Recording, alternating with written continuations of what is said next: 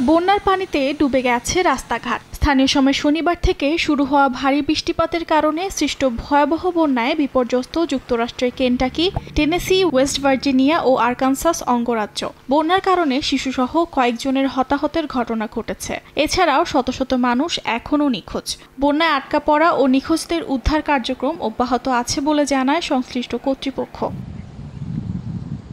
এরই মধ্যে বন্যা কবলিত অঞ্চলগুলোতে জারি করা হয়েছে সতর্কতা। দুর্ঘটনা এড়াতে বাসিন্দাদের নিরাপদ জায়গায় থাকার আহ্বান জানিয়েছে স্থানীয় কর্তৃপক্ষ। এমন পরিস্থিতিতে কেন্টাকির পশ্চিমাঞ্চলে ৮ ইঞ্চি পর্যন্ত বৃষ্টিপাতের পূর্বাভাস দিয়েছে আবহাওয়া বিভাগ। নিরাপত্তার স্বার্থে জরুরি অবস্থা ঘোষণা করেছেন অঙ্গরাজ্যটির গভর্নর। কেন্টাকি ও টেনেসি অঙ্গরাজ্যে প্রবল বাতাসের পাশাপাশি তুষারপাতের সম্ভাবনা রয়েছে বলে জানায় আবহাওয়া কর্তৃপক্ষ। দেশটির উত্তরাঞ্চলীয় জর্জিয়া ও ফ্লোরিডা অঙ্গরাজ্যেও জারি করা হয়েছে টর্নেডো সতর্কতা। অর্জিতা শাহজিন, সময় সংবাদ।